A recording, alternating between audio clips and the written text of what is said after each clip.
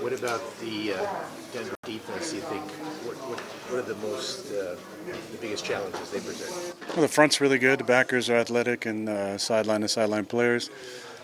Pat's one of the best players in the league, any position. And the back end's playing well. I mean, they've played 3 games. They've played solid on defense. So it's going to be a good test for us. You talked about after the game how teams are attacking Garrett. Guessing Game's going to be on him this week.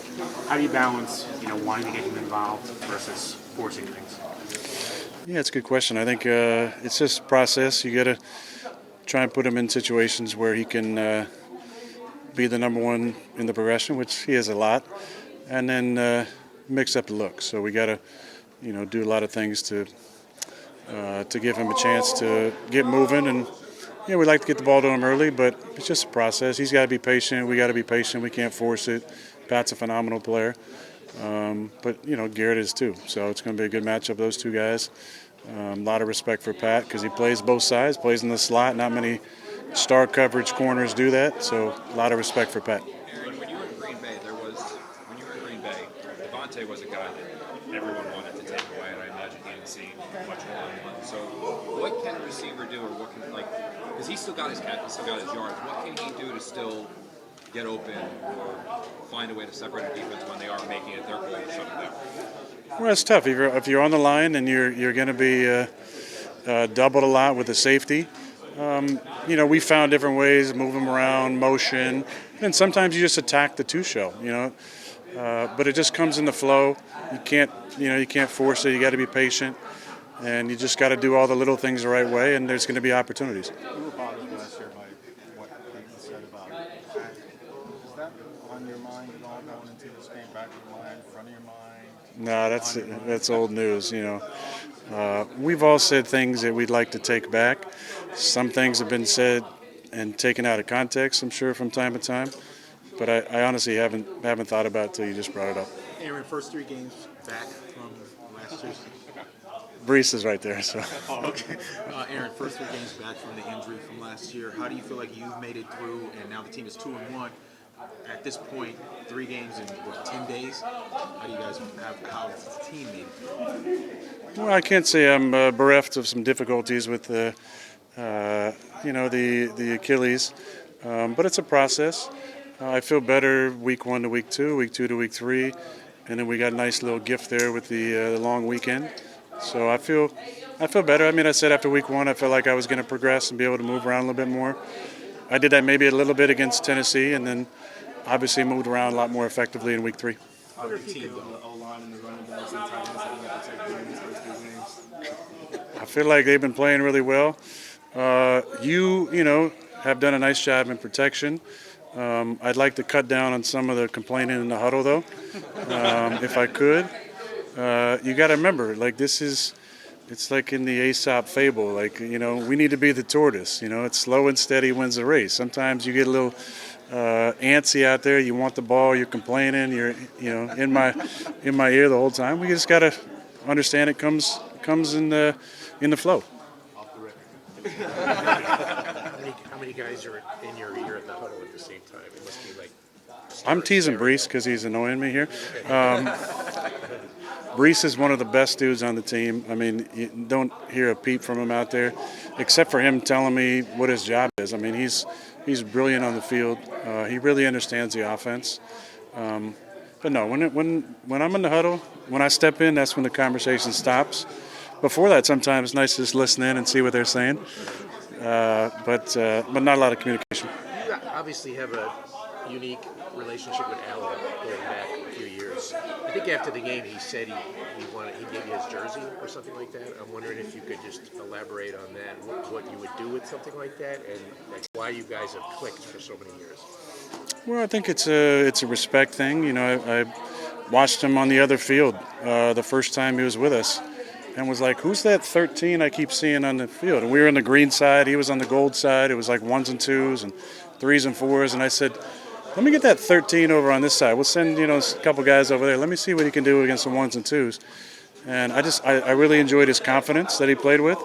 And then what made him money was the dirty work that he did, fitting in there, blocking safeties, inserting in the run game in our duo schemes. and then his ability to make plays. He came in the fourth quarter against Detroit in his coming out party and made, I think, 4 or 5 catches and a touchdown. And he kind of just announced to the world, this is not too big for me. I can make all these plays. And I just kind of progressed from there. But I appreciate his approach this year. I think he's been even more dedicated to the details.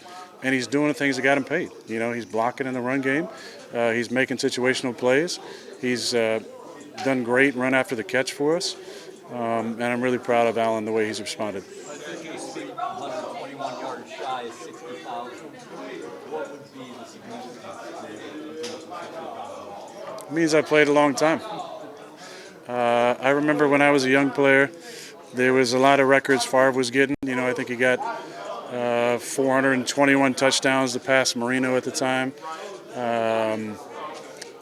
All the yard markers that he had, the consecutive games played. And he used to always say, it just means I've been around a long time. And I was like, that means a little more than that. But when I'm in the position now, that's what it feels like. It feels like I've been playing a long time, and naturally this would be part of the process. But I'm thankful to be playing still, and that there's milestones like this to hit. I know there's a story coming out about 10,000, 20, 30, 40, 50, I believe. Spoiler alert, I apologize if that's a spoiler alert, Rich. Cut. Bringing some percussion over that to, make it go away. But no, I'm thankful for all the guys that caught passes for me, all the guys that blocked for me. Couldn't name them all, but give me a little time. You mentioned Brett. I'm wondering yesterday's announcement, how that resonated with you. Yeah, it's tough. The older you get, and some of you know this, the mortality gets kind of thrown in our face a little bit more. It's actually, unfortunately, more normal to hear about a death or a cancer diagnosis or a diagnosis like this. And it doesn't desensitize it for me. I mean, I feel bad for him and Deanna. But it's unfortunately part of our game. That's part of the risk of playing. And we all in the back of our mind know that could be a reality at some point. We just kind of hope medicine at some point can catch up and either make the symptoms easier or eradicate some of these issues that we have. Aaron Paul talked about the offense building and improving here week to week. What's the key to keeping that going? Is it the work you do on the practice field, chemistry naturally building, something else? It's all of it. It's being able to recall things that happened this morning. We were in a meeting, and I kind of tested them, something we talked about in week 1 that's going to show up in week 4. Can we remember coaching points, signals, different things that we've talked about in week 1 and training camp? Because it all shows up. Once you get to 4 games, a lot of the breakdowns for defenses are in 4-game segments. Now, some will look back on the entire season, but you start to create tendencies. Now we have tendency breakers off of that. So the mental part of it's got to be sharp. The practice habits, you got to practice like a great team if you want to be a great team.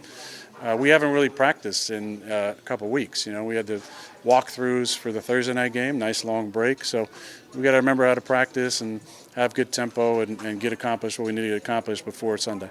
Have you maintained any sort of relationship with Zach since he got traded? Obviously, you guys were working hand in hand for a short time anyway last year. Yeah, I still keep tabs on him and keep in touch here and there. I love Zach and always looked at him, like a little brother. And, I enjoyed our time together on and off the field, and I wish him a lot of success. I was really happy for him the way he finished up preseason. And, I think this will be a good year for him to kind of reset, and then hopefully he gets an opportunity down the road.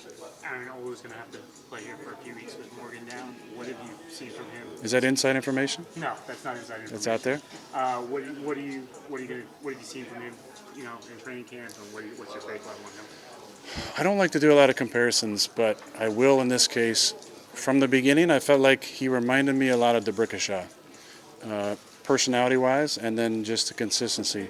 And I obviously didn't play with Brick, but I know people that did, and I watched him from afar, and it always felt like he was just so consistent week in and week out. Like he wasn't getting beat a lot, he was in the right place, he was good against the run, in the run game, he was good pass blocking. And it's just never been too big for Olu. I feel like he's been consistent every day. If you make a mistake, he doesn't make a repeat mistake. His attitude, he's very quiet. He just kind of goes about his business. So I think he's in a good spot. Obviously, he's played a lot of left tackles, but he's played right tackle for us in training camp, on the look team the first 3 weeks. So I'm very confident in Olu. Is part of the growing process for a team is how they handle prosperity? Yeah. Now you got a little taste of that now. And Yeah, just like I said, everybody's going to start, whatting us a little bit. I go back to this quote a lot, but Mike McCarthy said our biggest struggle is going to be handling success back in 2006 in Green Bay. And there's a lot to that. I think, when it's easier when you kind of get kicked in the teeth to kind of come together. It's us against the world. It's us against the big bad media who's saying how bad we are. We can kind of come together. But can you still come together and have the same approach when everybody's kind of starting to sing your praises a little bit? I think that's the mark of a great team, is can you handle the success part with the same focus, the same mentality, the same mindset, the same energy when you're starting to get on a little bit of a roll. What's the key to that? Consistency. I think it's consistent messaging from the top, and then the leaders in the locker room exemplifying those messages, and then just trying to practice good habits. It's not just when you're at the facility. It's what are you doing when you're home? How are you preparing? Games are often won and lost in the Monday to Saturday of a normal week, because that's when you take care of your body, get your rest, eat right, prepare the right way, have the right conversations, and then the Sunday is just the finality of the 6 days of preparation.